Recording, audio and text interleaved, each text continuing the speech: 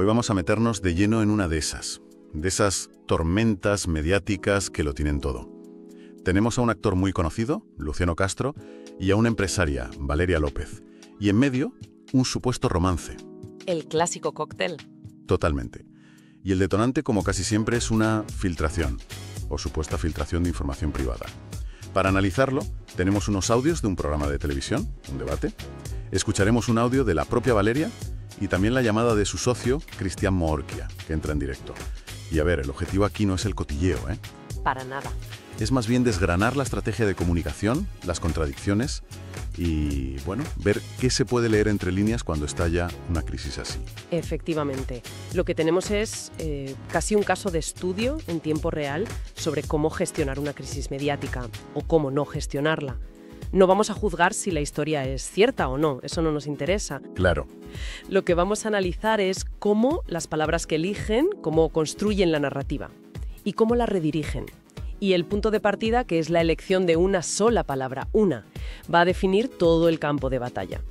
Y luego veremos el papel del amigo leal, que es una figura clásica en estos líos. El que llega al rescate. Eso es. El que interviene para controlar los daños, pero que a menudo acaba revelando mucho más de lo que pretendía. Pues vamos directos al origen, a la pieza que lo enciende todo. Un mensaje de voz que Valeria López manda al programa. En él intenta aclarar la situación. Y lo primero que hace es confirmar que Luciano Castro estuvo en su casa. Pero insiste en que fue por trabajo, para una filmación. Y que fue en 2 ocasiones. Y segundo, y esto es curioso, niega un detalle muy concreto que se había dicho.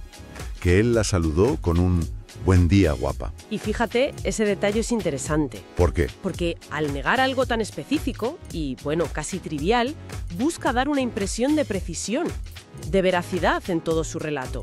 Es una técnica. Es como decir, si me molesto en desmentir esta pequeña tontería, es que todo lo demás que digo es verdad, ¿no? Buena observación, sí.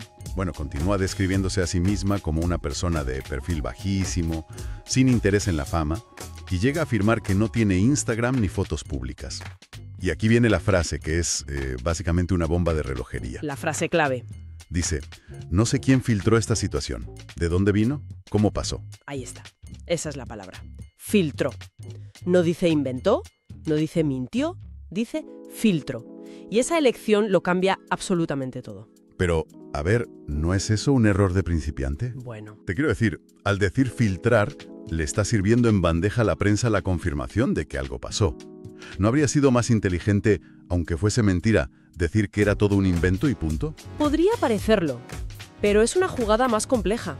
Yo creo que es una táctica de manual en gestión de crisis. La llaman desviación del marco. O sea, en lugar de debatir sobre el hecho, sobre el supuesto romance, claro, obliga a todo el mundo a debatir sobre el proceso, sobre cómo se supo la información.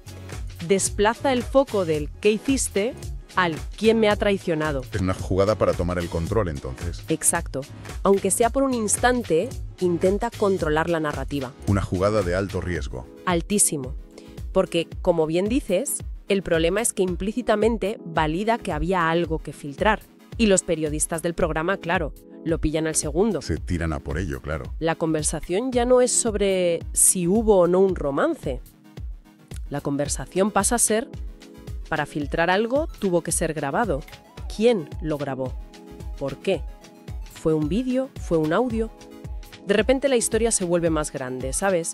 Y más sórdida. Ya no es una simple aventura, es una posible traición con pruebas. Entiendo. Transforma una historia de 2 en una de 3, con un presunto traidor de por medio. Y claro, con esa bomba sobre la mesa, la única salida era que alguien entrara a hacer control de daños. Y ahí es cuando aparece su amigo y socio, Cristian Moorquia. El caballero andante. Su llamada no es casual, vamos. Es una intervención de rescate en toda regla. El que llega para intentar apagar un fuego que su propia amiga ha avivado con un bidón de gasolina. Totalmente. Y su estrategia inicial es muy clara. Volver al marco profesional. Llama y con una calma muy estudiada empieza a relatar el origen de todo el contacto. Explica que él negoció personalmente el alquiler de la casa de Valeria para una campaña de publicidad de una marca importante. Sí. Y que en esa campaña participaba Luciano Castro. Da detalles, ¿eh? 2 jornadas de rodaje, más de 30 personas en la casa. Lo que está haciendo es construir un escenario. Un escenario profesional lleno de gente Claro. y, por lo tanto, poco propicio para la intimidad. Quiere diluir la imagen de un encuentro privado en la de un set de rodaje. Está intentando reescribir la primera escena. Exacto. Y sigue con esa línea.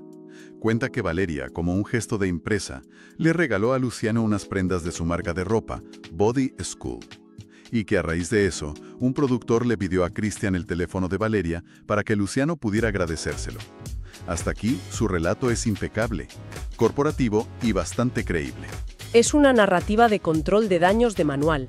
Cada paso que describe está diseñado para reforzar esa imagen que Valeria quería proyectar. La de empresaria seria, madre, trabajadora, ajena a todo este mundillo. Sí. Christian usa frases como «tiene varias empresas» o «cuida mucho a sus hijos» para pintar ese retrato. Su misión es clara, desacreditar cualquier rumor, llamándolo fábula, y devolver la conversación a un terreno seguro, al terreno de los negocios. Pero aquí es donde la estrategia empieza a hacer aguas. Claro, porque una cosa es contar el principio de la historia, y otra muy distinta es responder a preguntas directas sobre el final. Cuando uno de los periodistas va al grano y le pregunta qué pasó después de que Luciano consiguiera el teléfono, su respuesta es una obra de arte de la evasión. ¿Qué dice exactamente? Dice, lo que haya sucedido en la interna no te lo puedo asegurar. ¡Wow! Y esa frase es tan reveladora como el filtro de Valeria. Totalmente. Porque no niega. No pasó nada, solo le dio las gracias y ya está, habría sido la respuesta lógica si la historia fuera falsa. Al decir no te lo puedo asegurar, se protege. A sí mismo y a ella. Claro. Si luego aparece una prueba, él no ha mentido. Simplemente ha admitido que no lo sabía. Se posiciona como el amigo leal que no se mete en la vida privada de los demás. Claro, es una negación del conocimiento, no una negación del hecho en sí. Y los periodistas, obviamente, huelen la sangre. Es que se dan cuenta de que esa es la grieta en la armadura, y empiezan a presionar justo ahí. Justo. Es que en ese momento el interrogatorio cambia. Los periodistas se dan cuenta de que no le van a sacar una confesión directa, así que cambian de táctica. Pasan de preguntar por hechos a explorar el terreno de las hipótesis, de las emociones, que es mucho más difícil de controlar con un guión. Sí. Le preguntan por otro supuesto encuentro, en Tortunguitas esta vez, y él repite la fórmula. Desconozco de eso, Valeria eso no me lo comentó, de nuevo, a mí no me lo dijo, que no es lo mismo que no ocurrió. Pero entonces viene el golpe de gracia. Le preguntan si Luciano Castro es el tipo de hombre que le podría gustar a Valeria. Y ahí lo sacan totalmente de su zona de confort. Completamente. Ya no puede refugiarse en su papel de socio que solo conoce la parte profesional. Le están pidiendo una opinión personal, una valoración. Y su primera reacción es negar de forma tajante. No es el perfil de Valeria para nada, pero el periodista insiste, con una pregunta que es pura malicia. Y para algo pasajero. Uf. Y ahí es cuando se rompe. Christian, que se le nota superado, responde, me están poniendo contra la pared, chicos. Ese me están poniendo contra la pared es la bandera blanca. Sí. Es el reconocimiento implícito de que su narrativa preparada se ha agotado. Ya no tiene respuestas. Cualquier cosa que diga es mala. Si dice que sí, alimenta el rumor. Si dice que no de forma poco convincente, también. Su reacción emocional, su incomodidad, se convierte en la noticia. Comunica mucho más que cualquier negación que pudiera haber hecho. Christian, intentando explicar de dónde salen algunas fotos de ella, matiza. Y dice que la marca, Body School, le gestiona un perfil de Instagram, pero que ella ha dado órdenes de que no se muestre su cara. Es un matiz, pero en una crisis mediática, los matices son todo. Claro. Socava la afirmación categórica inicial. Ya no es no tengo redes sociales, es tengo redes sociales, pero las uso de una forma muy controlada. Y eso, para el público, suena a que la verdad está en un punto intermedio. Pierde fuerza. Y hay una observación de uno de los tertulianos del programa que me parece que lo resume todo a la perfección. Dice algo como, fijaos que el 90% del relato de Christian coincide exactamente con la información que nosotros teníamos. Ah, mira. El rodaje en la casa, el regalo de la ropa, que Luciano consigue el teléfono a través de él, todo eso lo confirma. La única parte de la historia que él no corrobora es el 10% final, la relación íntima. Lo que, paradójicamente, le da una credibilidad tremenda a la versión de los medios, claro. Exacto. Si un testigo de parte te confirma 9 de cada 10 puntos de tu historia, ¿por qué iba a ser falso precisamente el último? Es casi una confirmación por omisión. Su intento de defensa acaba reforzando la acusación. Es la lealtad llevada a un punto en el que se vuelve contraproducente. Él mismo lo dice en un momento. Uno banca a los amigos pase lo que pase. Su objetivo no es la transparencia. No. Es la protección a toda costa de la reputación de su amiga. Y esa lealtad ciega es lo que le hace tropezar. Y mientras todo esto ocurre en la llamada, hay otra capa más. Otra comunicación sucediendo en paralelo. La presentadora del programa va revelando que sigue intercambiando mensajes de texto con Valeria en tiempo real. Sí, es verdad. Y Valeria insiste una y otra vez en lo mismo. Yo no busco ni plata ni fama, mi vida es otra.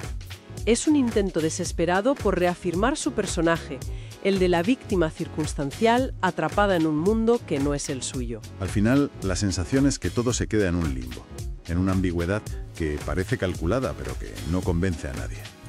Por un lado, tienes el discurso oficial de la empresaria privada y el amigo protector.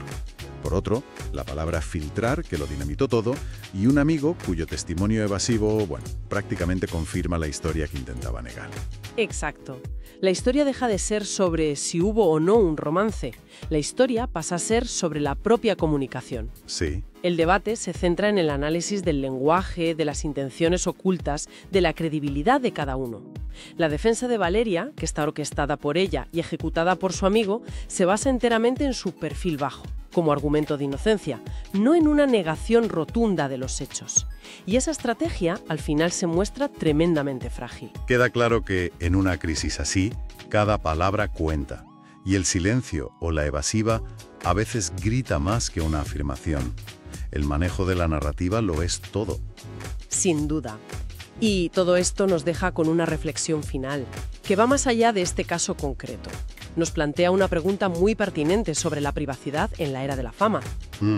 Cuando una persona anónima que insiste en tener un perfil bajo se cruza en el camino de una figura pública de primer nivel, ¿es realmente posible mantener ese anonimato? ¿O por el contrario, el simple contacto con la fama convierte, inevitablemente, la vida privada en un asunto de interés público, por mucho que se intente evitar y por muy legítimo que sea el deseo de permanecer en la sombra?